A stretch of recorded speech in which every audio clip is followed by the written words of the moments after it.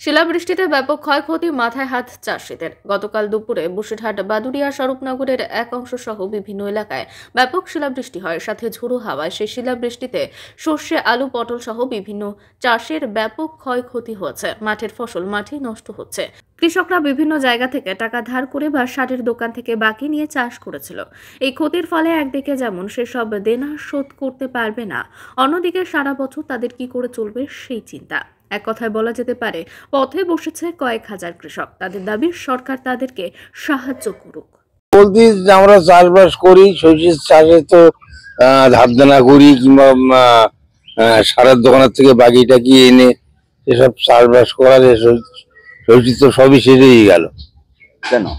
সবই তোমার এই শিলা বর্ষায়, কালকে প্রচন্ড ঝড় হয়েছে, শিলা হয়েছে, ঘাস দেখা যাচ্ছিল না মাঠে, এত শিল পুড়িছে, সাদা হয়ে গেছে মাঠ একদম পুরো। সবজি থাকে, এতে তো সবজি থাকবে না, সবজি নষ্ট হয়ে গেছে সব, সব ক্ষতি। সব ক্ষতি। আপনারা কি চাচ্ছেন? আমরা সরকারের কিছু সাহায্য না পেলে আমরা ঋণ দেনা শোধ করবো কি করে? শিলাবৃষ্টিতে যা শস্য ছিল, হ্যাঁ, মাঠ ময়, সব শেষ, মাঠে সবজি কারণ নেই। আপনার নাম? আমার নাম সুপদ সরকার। সুপদ সরকার।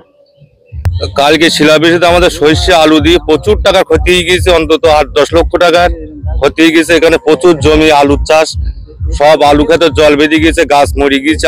আলু তুলবো আমরা 2-1 দিনের মধ্যে, সেই বৃষ্টিতে সব জল বেঁধে গিয়েছে, পচে যাবে আলু সব।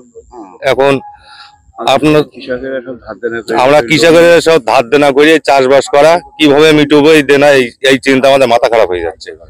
আপনারা কি চাইছেন? আমরা সরকারের কাছে কিছু সাহায্য চাচ্ছি, আমাদের ক্ষতিপূরণ দেওয়া। আপনার নাম? আমার নাম সেলিম গাজী।